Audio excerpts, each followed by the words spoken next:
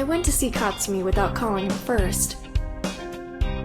I just showed up at its door and wrapped my arms around him as soon as I saw him. You're not gonna believe this, but I was just thinking about you. I've been thinking about you too. About us, in fact. I don't know why I've been torturing myself in the first place. Don't tell me you've given up on me. No, I'm here because I want to tell you I'm sorry. All that fuss over a dumb photo on social media. I'm sorry too. I wasn't paying attention to it.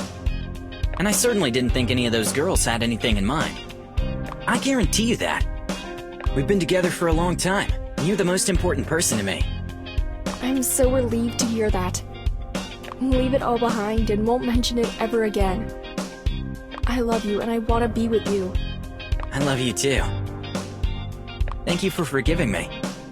I promise I won't do such a stupid thing ever again. He pulled me into a tight hug and then took a step back to look me in the eye. I was wondering whether he would start crying tears of joy or tears of sadness because he'd almost lost me. We were silent, caressing each other's hair. His computer was playing some soft music, and then I heard a noise coming from the bathroom.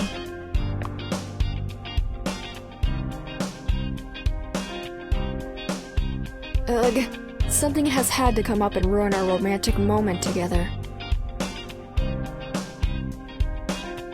Probably my neighbors.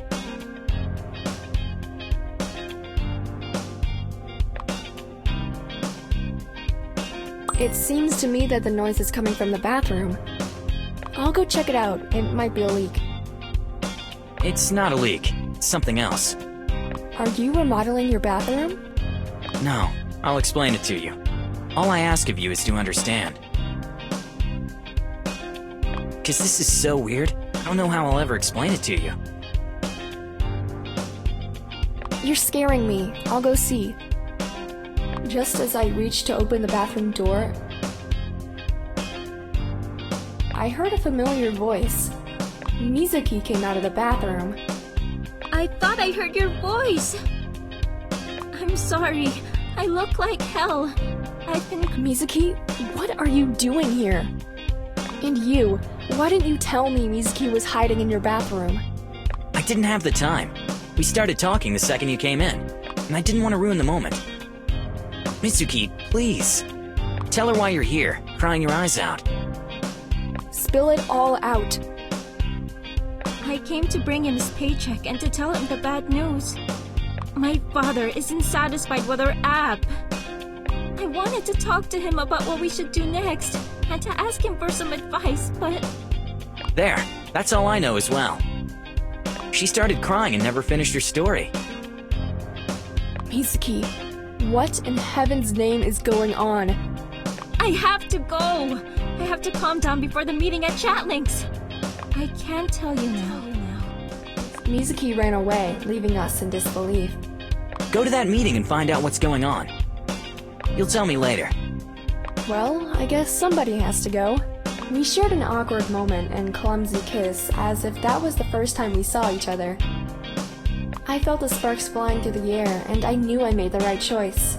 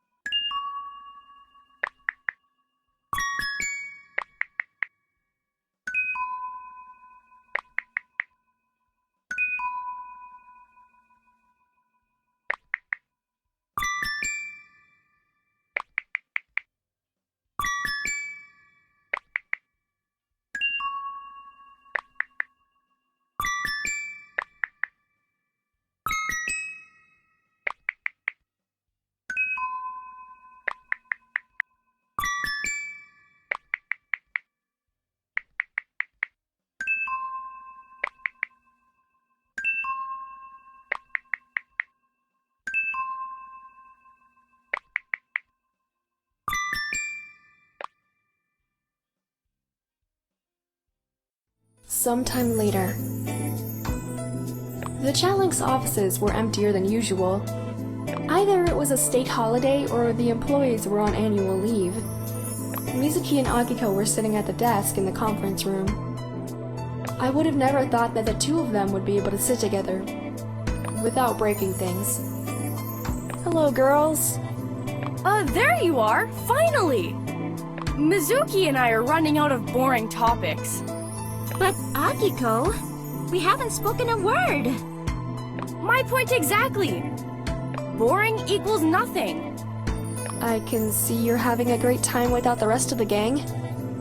When you say the rest, you mean the boys? They're not coming. Are they ganging up on us? No, it's not their fault. Then you must be the one to blame, Mizuki. Whatever. I need to talk to you two. Because you can think clearly. The boys would have gotten into an argument. As the saying goes, Mizuki, if you want something done right, you gotta do it yourself. I tried. Before I continue, I should give you your first checks. Thanks, Mizuki. Thank you. Money was my greatest motivation. Feel free to open your envelopes. The guys have already gotten their payments. I brought them the checks, and we talked about the problems I had encountered. Mizuki, there must be some mistake. My check has a lot more zeros than I expected.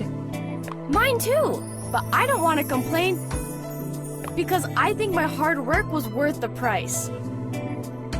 Yeah, I gave you more money because... I'm not sure whether I'll be here next month. Are you taking a vacation?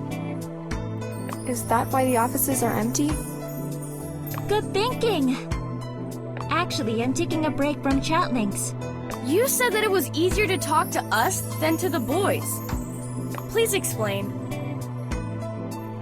As soon as Katsumi sent me the beta version of the app, I showed our project to my father. I was so confident and proud that we managed to finish it ahead of schedule. However, my father didn't like it. No! He can't just dismiss something that wasn't even finished! Mizuki, we have to find a way to show Mr. Goro the true potential of the app. The results will come only after we publish the app. I told him that, but it didn't work. My dad has it in for Katsumi. And even though he did a great job, he wouldn't give him credit for it. Can Akiko and I help you somehow? No, nothing can make me forget the sneer on my dad's face when I presented the app to him. Do you now realize that your father is an obnoxious manipulator? Akiko, you can't say that. Akiko is right. My father pays for my tuition, but the profit we'd get from this app wouldn't be enough to cover that. Each of us gets an equal share anyway. What is going to happen now, Mizuki? I will be transferred to another college, the one my father deems suitable. All he wants is to keep me far away from you guys. That hurt me so much. Mizuki, I'm so sorry. Don't worry, we'll keep in touch. I'd love that too. Let's go back to our app. Yeah, as far as our joint project is concerned. Mizuki started digging through the drawer and took out a bunch of papers. They all had a ChatLinx logo, and one was meant for each member of our team. That's too many papers for someone who works in an IT company. Just let me check if everything's there. Yes, this is for you! Alright, let me take a look. Akiko and I read the contracts carefully. We couldn't believe that Akiko granted us the rights to the app. It was officially ours. We could now develop it on our own without Mr. Goro's consent. You'll get all the profit! Mizuki, that's so generous of you. It's only fair, as far as I'm concerned. We did develop it ourselves without anyone's help. Mizuki, my opinion of you has just changed for the better. You deserve it, for everything you've done for me. This is my way of saying thank you. I'll miss hanging out with you. I know what will make saying goodbye easier. Let's go out tonight, just as girls. Would you really do that for me? That would make me so happy! Girls' night, freedom, and clubbing! Count me in! It's a deal. Akiko and I had a great time at the karaoke bar last time. We can go there tonight. Can't wait! Me too. A great way to spend my first paycheck. Don't forget to save some money for the cab! We left the office and went straight to the mall to check if the new collection was out. Although Akiko was a regular at the mall, she never mentioned that it belonged to her cousins. Neither did she buy clothes at lower prices, which most people would have if they were her. She never wanted to take advantage of others, and I loved that about her. Woohoo! Cash spending mode on! At least the money will stay in the family. Oh, cut it out! I don't ever think about that! Besides, the mall is not mine, it's my uncle's. He is in no way obliged to pay for my clothes. Akiko, I was just teasing you. Don't get all fired up. I'm not! It's just, we've never talked about it, and I want you to know my attitude. Though, I know for a fact that Hiroki wouldn't mind spending some money on his girl. I gave Akiko a dirty look and smiled sarcastically. We stopped teasing each other as soon as we saw the new collection in the window. This is just my style. Perfect for a night out. Let's come in and try it on. Akiko, look at me. Do I look like a pop star? You look like you can conquer the world. That's how I feel. But this is the last piece. I feel bad for beating you into it. Don't you worry. Hiroki will inform you when the new collection arrives. Good idea. I'll also subscribe to Hiroki for that information. I thought so. The guys were a bit hurt because we all directed all of our attention to Mizuki, but they had to let it go. They had their hobbies. We had our girls' night out. I decided to boost my mood to the max. Everybody was looking at us when we came in. I don't think they were looking at me, though. I don't know what you mean, Akiko. Do I have something on my face? I think they're looking at what you're wearing. Not that I'm judging you. I'm just saying people find you amusing because of it. Oh, spare me. Let's hurry up to find a booth. What's taking Mizuki so long? She'll be here. Come on, what has gotten into you? I caressed Akiko's shoulder, but she flinched at my touch as if I stabbed her with something. People are watching! Let them watch. Why does that bother you so much? They think we're a couple! Great. Let them think what they want. Don't worry, I won't say anything to Tadaki. As if he'd have something against it. You'll never know until you try. Hey! Are you hitting on me? Oh no.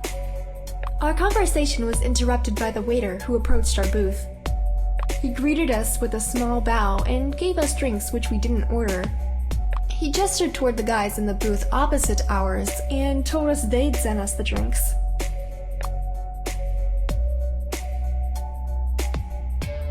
As soon as the waiter left, I turned to Akiko. Akiko, I think we shouldn't take those drinks.